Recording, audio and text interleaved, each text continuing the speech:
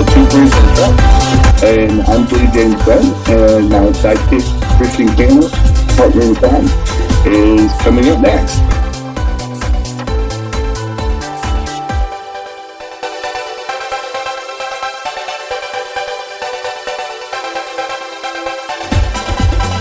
Hey everyone, I'm Jim's sidekick. Welcome to Two Queers in a Truck. Hi y'all. See you soon.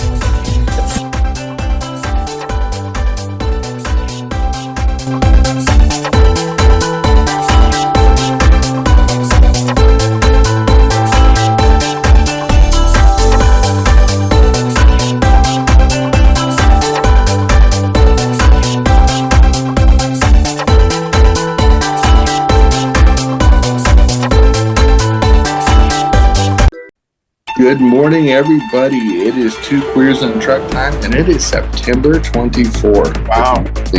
We are almost at the end of September in 2025, which means we're almost 9 months down and 3 months to go type thing in 2025, which is kind of shocking. For a lot of us, we've had busy years. I know that Christian and I have both relocated to different parts of the country or different parts of our states. And busy. But we'll jump right into it. This is Christian and Gersemi with Two Queers in a Truck on September 24th.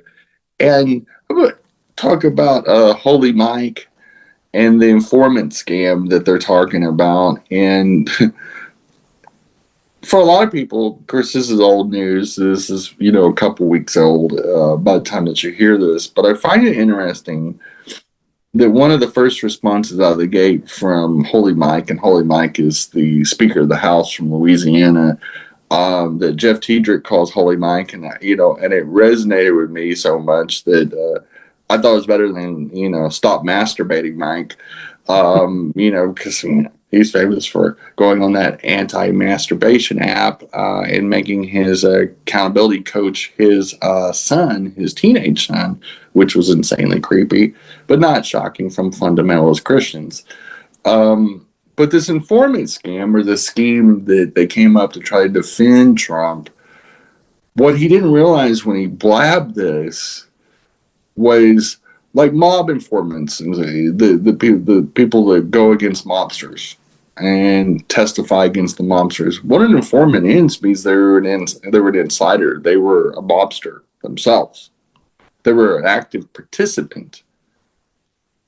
And they get leniency by basically singing like a canary and rolling over on their former employers typically.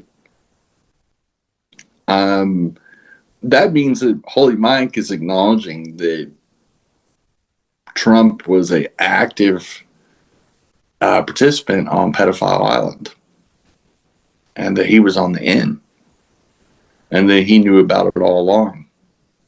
That this isn't a made-up Democrat lie. For you to be an informant, you'd have to be part of it. Now, whether he's that stupid, which he is, or they just didn't realize that people would go, wouldn't that make him on the inside then? Because informants don't come from the outside of an organization, they come from the inside. They're whistleblowers. But for you to blow the whistle, you had to be at the job site. Yeah. There's the little catch. There's the rub. Mm-hmm. It is like, with anything, is that you whether you're a witness, at the minimum, even the people that go into witness protection programs through like the FBI or something, it means at one time that they were on the inside, they witnessed but also participated in said illegal activities, and then usually to save their own asses and roll over on the more dangerous people, they say, well, yeah, I participated and here's what I know, and they give all the details. So if indeed he was a high-level informant, it means he began the whole expose and the whole scenario as a willing participant. And then at some point, the FBI or federal authorities turned him against Epstein. But at the beginning, he was not an informant. You don't start out as an informant. You start out as a participant, an associate, as it were, a kid diddler, which the witnesses, the actual witnesses, which are the victims, have also identified Donald J. Trump, the current president of the United States, as the kids that got diddled by him. They said, yeah, he did it. We were there.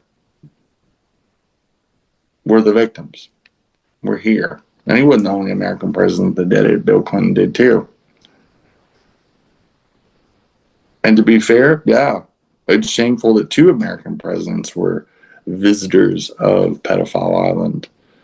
But it says a lot about men in this country. It says a lot about straight men in this country. And we should probably be embarrassed, just like not paying for school lunches for little kids. Begrudging kids that are forced to go to school and don't have no say. Some kids have school lunch debt. It's just as embarrassing because it says a lot about our country that we will believe a pedophile, a known, proven pedophile, convicted rapist, and convicted felon over innocent victims. It's pretty shameful. That tells you a lot about the United States and where we're going. On funnier news, it is another thing that I'm stealing from Jeff Tiedrich is badges. We don't need no stinking badges.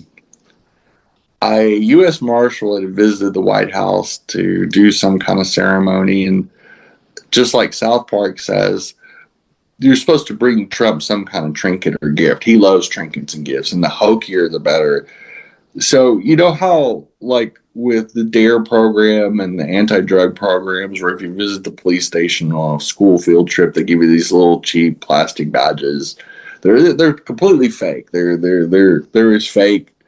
Well, they're not more fake than the ICE badges, but they're similar. They're just as hokey and just as meaningless. But anyway, they typically are given to children. And this U.S. Marshal brought this badge to Trump a few weeks ago, and he's sitting there like a possum that just ate a fucking turnip and stole it out of a garden, and his big old fat pumpkin head just smiling. He's so proud of this cheap plastic badge, and and the reason I pointed out, one, is that this guy's the president of the United States, and 2, just how immature this 80-year-old man is. How much of a fuckwit this guy, that old pumpkinhead McLittlehands is. Is it like a 6-year-old that has visited the police station for the first time and got the jail tour and got fingerprinted and all that kind of cutesy stuff? And he's about to go get a Happy Meal, or get some field trip food like a peanut butter and jelly sandwich and an apple or something. This idiot really thought it was something to get this badge. I'm surprised he's not waving around. And one of the reasons I'm bringing it up, and the same reason Jeff Tiedrich brought it up, was that this guy was an informant of a blob of a person, and Trump was an informant. We would never have heard the end of it for the last decade or so, for sure, ever since the Epstein thing broke in like 10 years ago, when all the rumblings of this started dropping out. And it honestly, the Epstein thing is what's generated the whole groomers thing, the whole wild accusations against queer people, and especially against trans people. That we're all groomers, we're all pedophiles. Biden's a pedophile, Hunter Biden's a pedophile. This whole thing, this whole deal. But what started this was the Epstein thing, because they wanted to distract from the kid diddler's past, because they all knew he was a kid diddler. I mean, his pedophile bestie and him have hundreds of pictures together. It is well documented. They ran charities together. They ran scams together. There's over $1 billion in wire transfers from Trump to Epstein to build Pedophile Island, to facilitate Pedophile Island. I'm sure that's where all the money from the casino and the defunct beauty pageant went to, and probably his other defunct companies, is to build this pedophile empire, which, is never going to be investigated by the current Congress because they're completely weak-willed. But, this guy, if he was an informant, you should have seen the look on his face when he got his little plastic badge.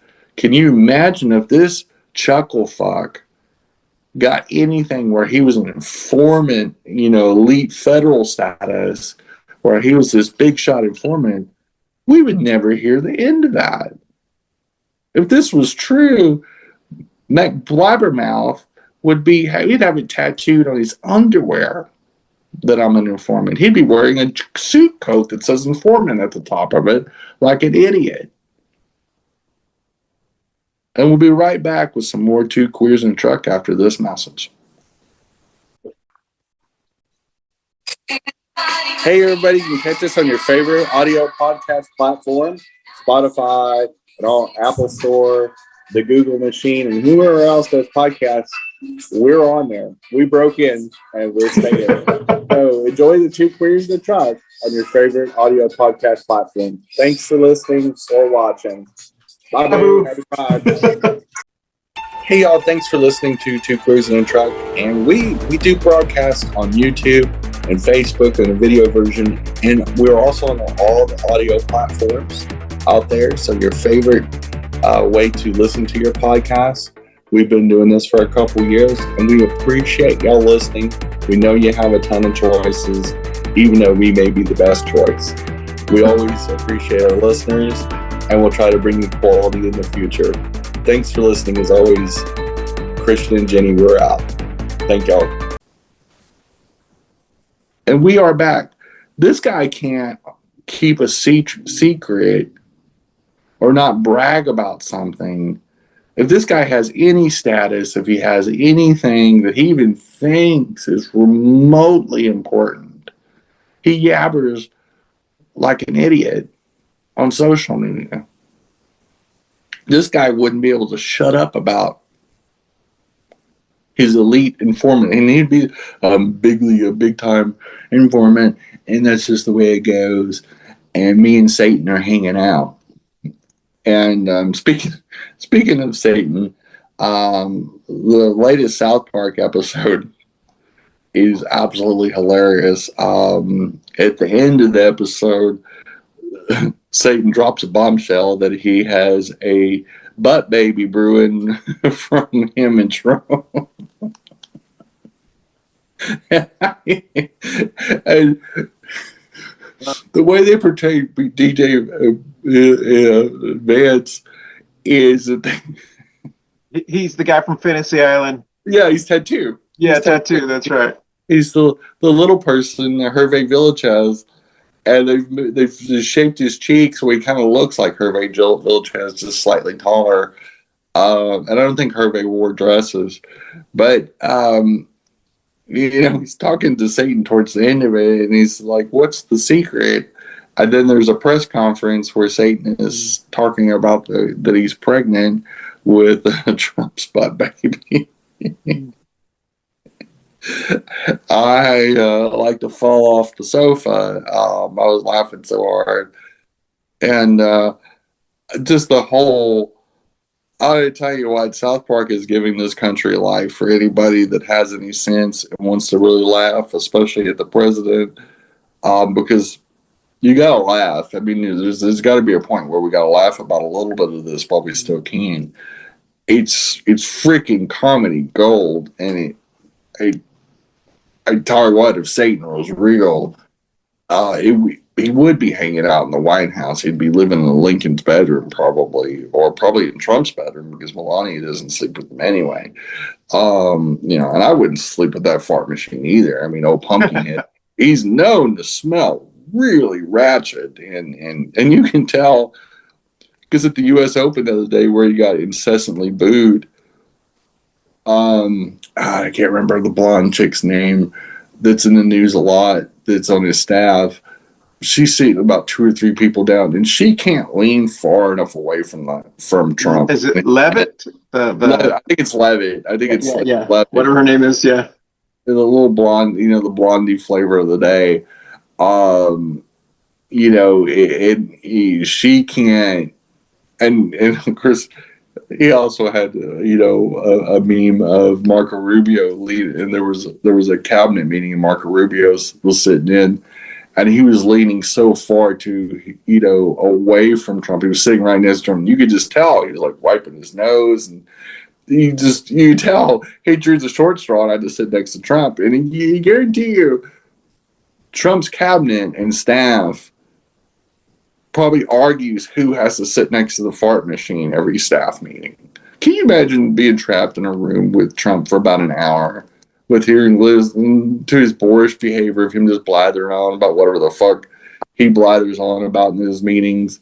And he's saying just the stupidest stuff ever. Yeah. And, because he's more senile than he was in the first term, and Rex Tillerson referred to him as a fucking idiot. So we all know he's even dumber now. He has a concept of a plan. But can you imagine being in a room with him, especially when the press isn't around, and he's probably just shitting up a storm and having to sit next to that? Ooh, and I'm sure they give him a special chair that's just stained all to bejesus as the pants shitter, the old fat pumpkin head is just destroying that room and that chair and another suit. But can you imagine having to sit next to that guy for an hour or two? Even it would be gag worthy. I mean, and I just have to point that out because I think it's just hilarious how South Park portrays him, but how so many other people talk about him. Because here's the president of the United States, and a lot of people are fed up. There's a lot of people in this country that have said, okay, let's just take the gloves off. Who cares? Who cares what we say about him? We don't care that he's the president of the United States. This guy doesn't care that he is the president of the United States. Exactly. He doesn't give a flying fuck about this. He is fiddling literally when Rome is burning. This guy could care less if he woke up tomorrow and half this country was gone. That is how indifferent and depraved this guy is. And he cares about 2 things. His idiot sons making money off the presidency, which they are hand over fist, and what he can get away with. And what gifts he can get. And he's like a overgrown child, but without the cuteness. Just the ugly side of childhood, which is the selfishness and stupid behaviors. He's a man of privilege that has never been told no. And even when he's been told no, he ignores it and grabs life by the and doesn't care what the consequences, because he's never had consequences. The only time he got the big cock of consequence in this life was when he lost the election, got his ass kicked by Sleepy Joe. And he kicked the ever living shit out of him. Got 81 million votes. Historic highs. And Muggs Joe, at the end of his life and at the end of his career, and that's pretty pathetic. It not only tells you about the American voter and how dumb the American voter is, but also the fact that Trump ever got elected in 2016. Granted, the Democrats aren't really. I'm waiting for them to put up a fight, and they're putting up a kind of a fight right now, but there's no big election this year. And it's easy to talk big, and it's easy for Gavin Newsom to talk big right now. And I do love it, and it is a start. And he's not the only blue governor that is talking big talk. The governor from Illinois, several other governors are doing a great job. But where was this energy last year? Or in 2023 or in 2022 when we lost the midterms? When Biden and the Democrats won everything in 2020, it's like we quit. And so I don't want to get ourselves patting ourselves on the back because we haven't really fucking done anything. A couple saucy memes and, him mocking Trump, which Gavin Newsom's doing a great job and his staff is writing some of the best copy I've ever seen. I want to see if it keeps up. Because the first time the Democrats sustain a fucking narrative will be the first time they ever have. So we'll see if they can keep it up in 2026. I hope they do, but I am going to keep my foot on the gas. I'm still going to badmouth Democrats until we get our fucking act together, because I'm not holding my fucking breath on anybody that's abandoned my community. Like the Democrats have so distanced themselves from the transgender community, it's not even funny. Left us out here hanging.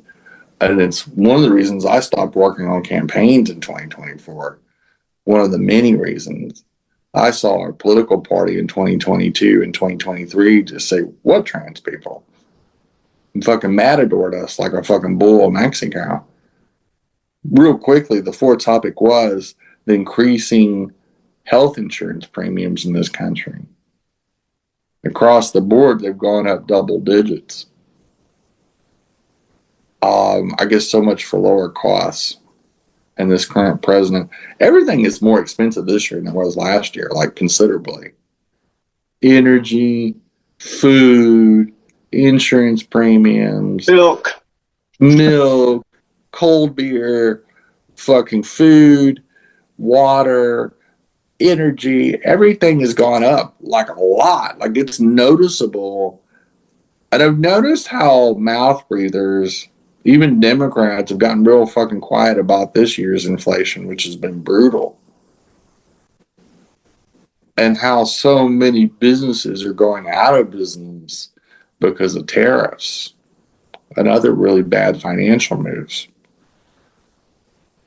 And I do think it's funny. I am sitting back and laughing about it a little bit because careful what you wish for, you might just get it.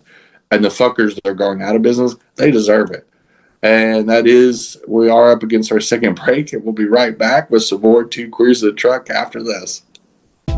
Hi everybody, this is Gersemi from the Americo show over here. All I'm here is doing a little quick PSA. Use this summer to do volunteer work. Go to your nearest YMCA, go to your nearest homeless shelter, go to whatever community services or programs that you can help out and volunteer. Because right now, we have a bunch of fascist pieces of shit trying to rip apart our country and rip apart the people, our communities, by spreading hate and bigotry. The best way to combat it is, one, working in your community and standing strong to show that you are strong and you're here to help out others. Two, combat misinformation. If you hear bullshit, first research and make sure if it's true or not. If it is not true, call it out. If it is true, get the facts. Be knowledgeable of it because it might come out later. So always stand against that. And three, fuck fascists. Stand against them. Make them feel uncomfortable. There is too many people out there feeling like they can say the hard R or say slurs or be violent. Make them understand that a lot of people die to make sure this hatred and bigotry does not exist. All our civil rights workers, all the people who restored normity, everybody who fought against intolerance and hatred, they died and worked their asses off to stop this. So follow in their footsteps and stop this madness. This is Gersemi again from Americo, and all I can say is be there for your community and stand up for what's right. Fuck fascism and have a wonderful day. Hey y'all, this is Jetty with Two Queers in the Truck and Christian's along with me. And we're just having fun, and we're looking forward to the 2025 season and super excited. We have some neat things going on in our whole family of shows, including Coffee and Pan Dulce, and many new shows that are brewing. Get it. And we are excited for 2025 and all the chicanery and other things that comes with it. So happy New Year, and we'll see you on the flip side. Bye, y'all. Bye, y'all. Bye, boo. Bye, boo. But the one thing I am enjoying is how many businesses are suffering. Because it's mostly these fucks that help finance this idiot that's in the White House right now. Old Pumpkinhead would not be sitting in there if it wasn't for the financing of many of these business people and the support of these business people, including farmers. Farmers overwhelmingly voted for Trump in every state, pretty much. And there's been an article that's come out of Arkansas where these Arkansas farmers are bitching at these town halls now. They got no reason to bitch. Almost 70% of them voted for Trump in that state. And now a third of them are filing bankruptcy. They're broke. Because not only is he going to end the fucking welfare for farmers, which has gone on for decades. Farmers are some of the biggest welfare creams ever. The dairy farmers, regular farmers have sucked off the government teat for a long fucking time. CRP programs, farm loans, bailouts, etc. Farmers need to grab themselves by the bootstraps and pull themselves out of this problem. They put this guy in. They should have to deal with it on their own. There should be no subsidies for these fucking Arkansas farmers. And they're not going to get it because this current budget that kicks in October is going to screw them to the wall. There's not going to be anybody riding on a white horse rescuing these fucks. They're going to end up selling the family land to big corporate farms. And a third of farmers in Arkansas are going to be looking for work and cashing out because they're stupid.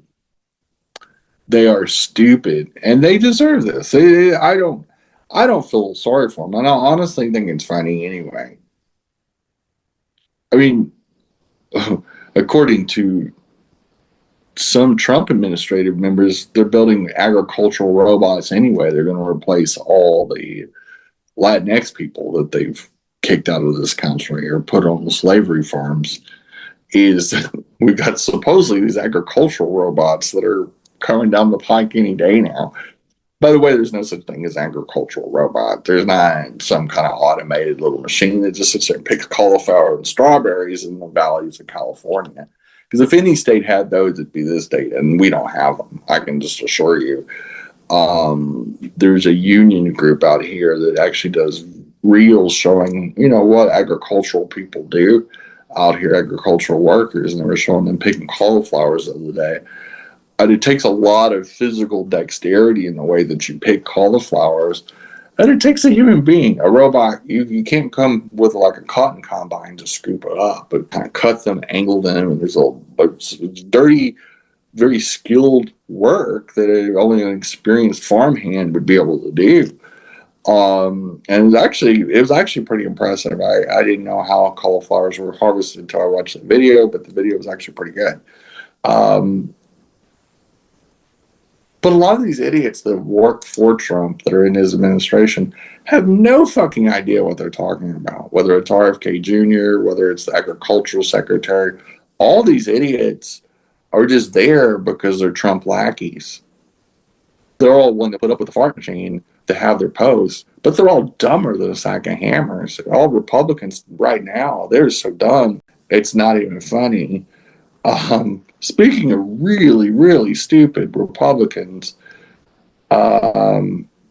Congressman Kennedy from Louisiana the other day, I don't even know if I can get this out, but he was talking about the radioactive materials found in mainly, I think it was mostly shrimp sold at Walmart.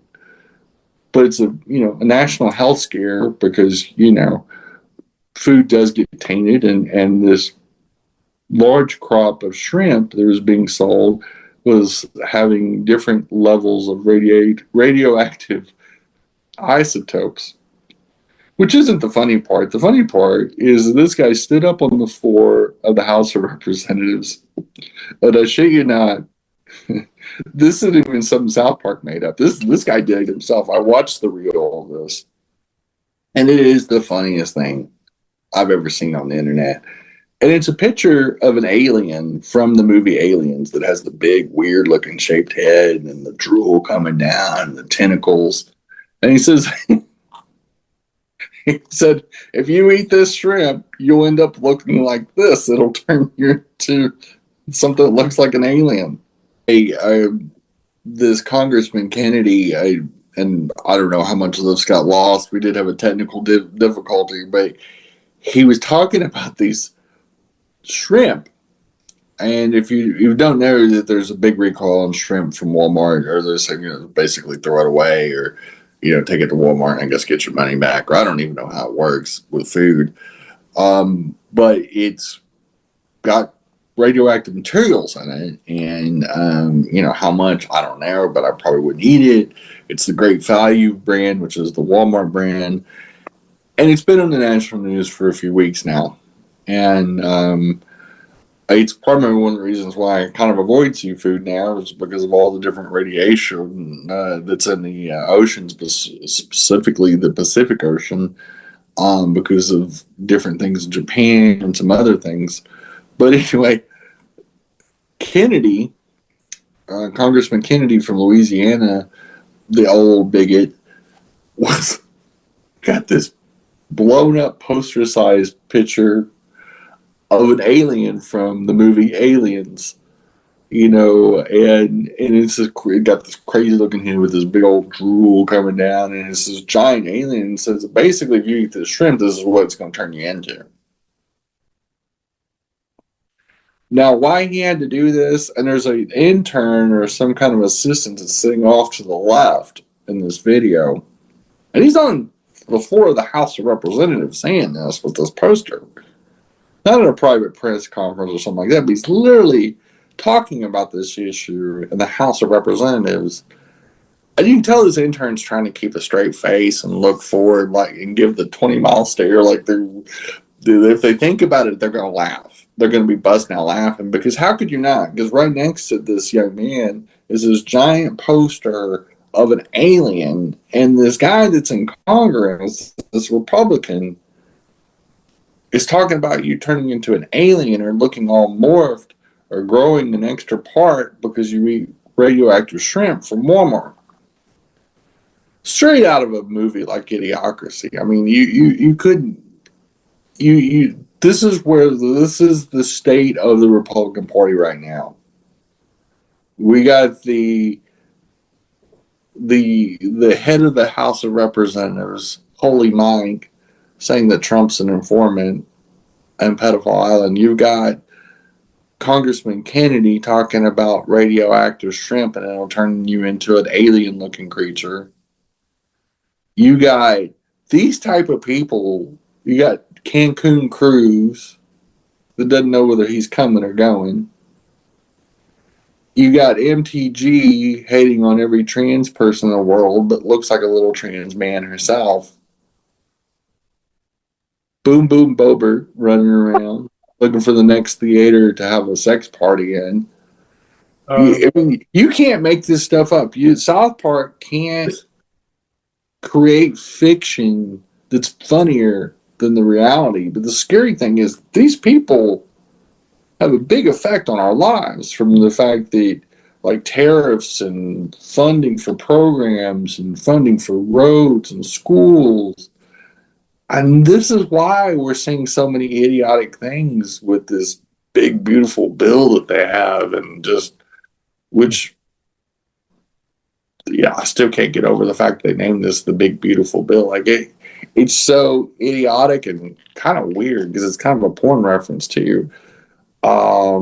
Is why, it's just, there's nobody editing these people. There's nobody on the staff saying, maybe you shouldn't say that. They have nobody in that party that's going to put the brakes on the stupidity. The stupider it sounds, the more they're going to say it. Mm-hmm. And that's who's in charge in the Nazi Republican Party. And because we haven't held any of them accountable for so long, and because this guy got rewarded with his job again after failing miserably in 2020, he was allowed to even come back and hold office after becoming a felon. And we didn't hold him accountable for his crimes. This is why we're in the state we're at right now. There's millions of felons in this country that can't vote. But we got one that's a president of the United States that's a known criminal and now a pedophile. And it's wild. It's just it's beyond reason. It's like the Twilight Zone. It is the Twilight Zone. This current reality, if you believe in the multiverse, I'll tell you what, we got the raw deal in this reality. Yeah, I'll tell you what, this multiverse sucks. I wish I was in one of the other multiverses. This is a cool reality where we had flying cars and really cool free food or something. Like, I mean, and pizza parties every day or something, or pizza was good for you. Like I wouldn't go in that reality. I don't want to be in this one. This one, like, beam me up, Scotty. There's no intelligent life down here. But anyway, that's all we have for this week's edition, September 24th edition of Two Queers on Truck. And we'll dance all out, and we'll see y'all next week. Bye, y'all. Bye, Boo. Bye, y'all. Bye, Boo. Hey, thanks for watching Two Queers in a Truck, or if you listen to it on your favorite audio podcast platform. But we're in fall now. If it's September 24th when you're listening to this, we're going into the fall season and our fall lineup of shows. And I mean, it is Spice Latte season. We're about to come to the spooky season if you haven't picked out your Halloween costume already. And it's definitely foosball season. So you guys, it's your favorite holiday. Your favorite holiday.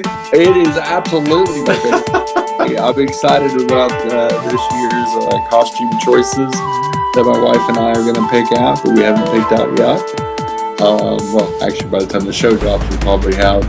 But anyway, we are excited about the fall and what it brings in the cooler weather. And we will see you next week, and we'll be on the cusp of October. Bye, y'all. Bye, y'all. Bye, Boo. Bye, Boo.